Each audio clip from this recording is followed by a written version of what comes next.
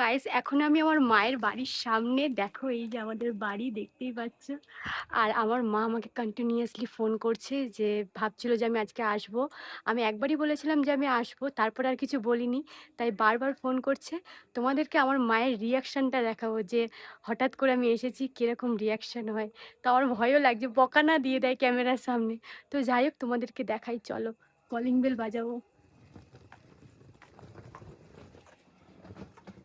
দেখতেই পাচ্ছ আমি চলে এসেছি বাড়িতে। আমাদের কলিং বেলটা বাজছে, তো দেখে আই। বাজছে না কলিং বেল। মা, ও মা!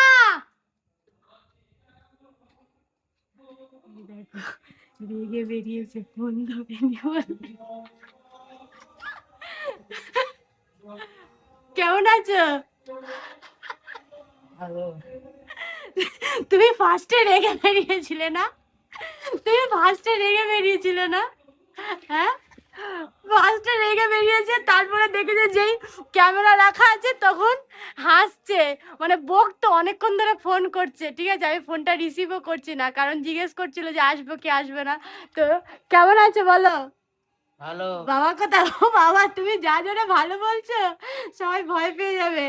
তোমাকে এবার আবার সবাই দেখবে, ভিডিও করবে। তোমার জন্য গিফট নিয়ে এসেছি, সব দেবো। আয়ুষা আসেন না, আয়ুষ আসেনি। এই যে ট্রলি, বাবা কি বাজে রাস্তা। তো চলো যাওয়া যাক। আমি নিজেই উল্টে যাচ্ছি। মা ট্রলিটা ভেতরে ঢুকিয়ে দিল। আর এখন আমি জুতো খুলবো। আর আমি এই বর্ষায় দেখো জুতো কি পরে নিয়েছি।